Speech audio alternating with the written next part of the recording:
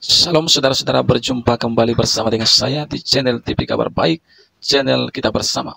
Apa kabar kita semua? Kiranya kabar kita selalu baik-baik saja, dan kiranya Tuhan memberkati segala aktivitas saudara. Amin. Video kali ini kita akan mendengar kesaksian dari seorang murtadin Aceh.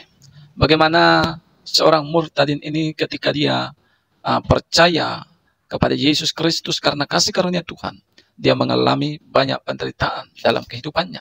Tetapi satu hal dia temukan, bahwa di dalam Yesus ada kedamaian. Walau begitu banyak orang menerornya, dia tetap setia dan pegang imannya. Saudara, mungkin sudah tidak sabar lagi kita untuk melihatnya. Langsung kita simak cuplikan berikut ini. Kita karena kembali lagi mengalami banyak hal yang dulunya 2013 sudah pernah saya alami. Dulu semua orang mencari Facebook saya dan meneror Facebook saya, dan beberapa hari ini hal itu kembali terjadi lagi karena pernyataan saya tentang orang Aceh yang murtad dan saya mengikuti Tuhan Yesus. Dan yang lucunya dari semua tanggapan itu, kenapa tidak ada satupun orang yang bertanya, apa benar yang dia omongin itu isinya Alkitab? Tidak ada, saudara. Saya selalu mencoba memberi pancingan-pancingan, dan saya lihat tidak ada satu orang pun yang akan berkata kenapa dia ikut Tuhan Yesus. Apa yang dia omongin dia ini benar. Dan yang lucunya, kenapa tidak ada satu orang pun yang mencoba untuk membuka Alkitab? Kenapa harus takut dosa? Sedangkan saudara merokok, minum alkohol, bahkan mungkin masih sering telat sholat, itu dosa, saudara. Tapi untuk buka Alkitab, ini Alkitab saya sudah sangat lusuh, saudara. Saudara, kenapa harus takut dengan buka Alkitab dan mencoba mencari tahu apa damai sejahtera yang si Dedi katakan itu, yang si Bang Fendi katakan itu? Apa benar damai sejahtera itu yang mereka peroleh? Jika saudara berkata saya mengikuti Tuhan Yesus karena dibayar, saya mau katakan seperti ini. Siapapun yang bisa membuktikan saya mengikuti Tuhan Yesus digaji sebulan. Katakanlah ada yang gaji saya sebulan 2 juta aja. Dari hari pertama saya dibayar sampai dengan hari ini, uang itu akan saya berikan untuk saudara. Itu hal yang pertama. Hal yang kedua, kalau memang saudara bisa buktikan, nggak apa-apa deh. Saya mau dibalikin ke Islam, nggak apa-apa. Saya siap kok dikembalikin ke Islam, kalau saudara bisa buktikan itu. Tapi lucunya, kalau saudara mau bilang halal darah dia, saya lupa saya bawa kartu PMI saya. Karena saya itu saudara, 3 bulan sekali, pasti donor darah. Jadi kalau ada yang bilang darah saya halal, nggak usah saudara ragukan lagi. 3 bulan sekali, saya pasti donor darah, saudara. Jadi saudara jangan bilang darah saya halal, karena sudah banyak orang yang terima darah saya di kantor PMI. Dan jika saudara berkata, hal apa yang saya alami ketika saya mengenal Yesus? Yang pertama, keraguan memang benar, karena bagaimanapun saya harus meragukan Yesus. Karena dari kecil tidak pernah diajarkan mengenai siapa itu Yesus, dan kenapa saya harus percaya pada Yesus. Jadi hal yang pertama saya alami, ya jujur saya ragu. Sampai pada akhirnya saya memberanikan diri untuk membuka artikel-artikel mengenai kekristenan. Waktu itu saya hampir setiap hari ke warnet, karena zaman 2010 itu internet tidak sebagus sekarang, saudara. Jika saudara tahu, 2010 itu internet masih sangat tidak bagus, apalagi di daerah Aceh sana. Jadi ya andalan saya ke warnet. Di warnet saya membaca banyak artikel dan mencoba mempelajari banyak sekali artikel, sampai pada suatu hari saya di 2013 saya menemukan satu artikel, dan saya berpikir, ya ini cara Tuhan. Karena urusan Tuhan harus diselesaikan dengan Tuhan. Ini hutang dosanya dengan Tuhan, saudara. Melalui kakek buyut saya, yaitu Nabi Adam. Ya, saya harus merendah diri ketika saya tahu hal itu. Saya tidak boleh berkata, ya ini nggak masuk akal. Memang nggak masuk akal. Tapi jika saudara mau sedikit saja mengosongkan isi kepala saudara, kosongkan sedikit hati saudara, dan buka kembali. Biarkan Allah yang berbisik kepada saudara. Biarkan Allah yang memberikan saudara pengetahuan serta hikmahnya itu, supaya apa? Saudara bisa merasakan kasih damai sejahtera seperti yang kami alami saat ini. Jika saudara berkata hal apa yang saya dapatkan saya mengikuti Tuhan Yesus, jujur secara materi sangat pas-pasan. Saat ini saya punya seorang istri dan 2 orang anak. Kehidupan kami, puji Tuhan, tidak berkelebihan tapi pas-pasan.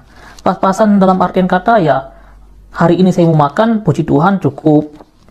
Pas mau makan, pas ada, pas mau berobat, pas BPJS sudah dibayar, gitu-gitu aja kehidupan, pas-pasan. Kelimpahannya di mana, saudara? Kelimpahannya di hati saya, penuh dengan damai sejahtera. Jadi, kenapa masih bertahan dengan Kristus kalau tidak mendapatkan apa-apa? Karena persoalan iman, saudara, persoalan damai sejahtera, itu sulit untuk dijelaskan.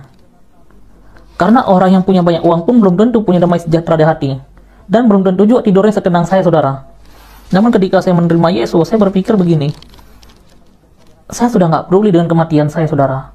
Karena ketika hari pertama seorang pendeta memberikan saya Alkitab tahun 2013 di Medan, Sumatera Utara, ketika saya buka Alkitab, saya menemukan satu ayat di Filipi 1:21 yang saya baca itu langsung, bagiku hidup adalah Kristus dan mati adalah keuntungan. Ketika saya baca ayat itu, ya ini kenapa ya, dan tujuannya kemana? Dan ternyata 3 bulan setelah saya baca ayat itu, orang Aceh mengetahui kalau saya sudah masuk Kristen, dan inilah akibat yang saya alami sekarang. Saya harus keluar dari sekolah saya pas ketika saya kelas 3 SMA. Dan juga harus keluar dari rumah dari hari itu juga dengan bermodalkan satu baju kaos yang seperti ini, satu celana levis, satu celana dalam, dan satu HP. Udah, nggak bawa KTP, nggak bawa duit 1000 pun, bahkan sandal jepit pun nggak sempat pakai. Karena tiba-tiba di depan rumah sudah ramai dan banyak orang yang mengejar saya. Tapi puji Tuhan, penyertaan Allah dari hari itu sampai hari ini saya merasakan luar biasa sekali. Dan saya mengucap syukur pada Allah yang memberi saya kelimpahan dalam iman, sehingga saya bisa terus bertahan sampai hari ini. Dan upah mengikuti Tuhan Yesus, itu yang harus saya bayar. Banyak sekali yang harus saya bayar. Mulai dari dicaci maki, itu udah hal yang biasa, saudara. Dicaci maki itu seperti beberapa 2 hari ini, itu sudah jadi makanan pokok. Sama seperti saya makan nasi sehari 3 kali. Mungkin dicaci maki itu mulai dari orang pegang HP pagi hari sampai dengan paketnya itu habis paket. Karena saya perhatikan ini, kebetulan ini saya juga masih pakai nomor Aceh, dan beberapa hari ini jadi saya terpaksa hidupin mode pesawat karena HP-nya terus berdering, dan itu sangat mengganggu untuk ketenangan hati saya, karena saya mau banyak belajar di sini. Saat ini saya berada di ini tempatnya Habagat. Di sini ada beberapa buku yang sedang saya baca, dan puji Tuhan saya akan terus di sini. Dan inilah iman saya, saudara. Bukan iman sekardus Indomie, apalagi berapapun duitnya itu. Nominal bisa dicari, tapi damai sejahtera dalam Tuhan, saudara carikan itu dan berikan ke saya buktinya. Di mana bisa saudara dapatkan damai sejahtera kalau bukan dalam kasih Tuhan kita Yesus Kristus? Hanya hal ini yang bisa saya yang bisa saya sampaikan. Lebih dan kurang saya mohon maaf, dan kiranya kita boleh saling menghargai untuk persoalan iman. Karena persoalan iman itu persoalan damai sejahtera pribadi manusia. Biarkan manusia itu menentukan keyakinannya masing-masing sesuai dengan yang telah diatur oleh undang-undang. Suku apapun dia, biarkan saja. Karena hanya dengan demikian, hidup kita boleh damai sejahtera terus, tanpa harus memikirkan hal-hal yang diyakini oleh orang lain. Demikian hal yang saya sampaikan. Billahi taufiq wal hidayah. Wassalamualaikum warahmatullahi taala wabarakatuh. Saudara-saudara, itulah dia cuplikan yang baru saja kita simak tadi, cuplikan.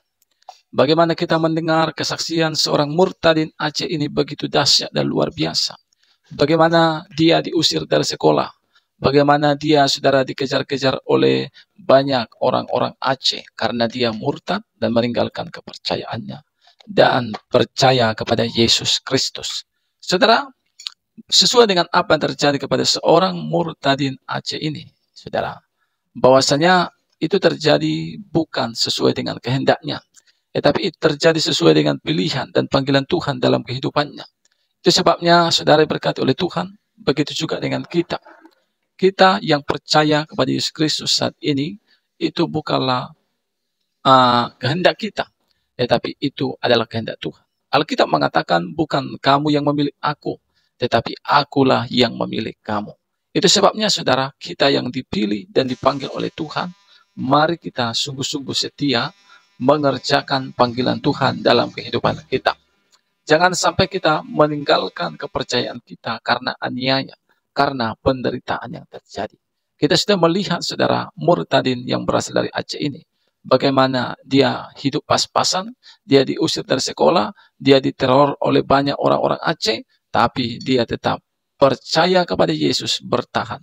Karena dia merasa kedamaian dan keselamatan hanya ada pada Yesus Kristus. Saudara-saudara, dimanapun kita berada, Biarlah ketika kita menonton video ini bisa sesuatu hal yang menguatkan iman kita, sehingga kita tidak lagi mundur ketika penderitaan dan persoalan terjadi dalam kehidupan kita karena mengiring Kristus. Karena saya percaya saudara, ketika kita mengiring Kristus ada penderitaan.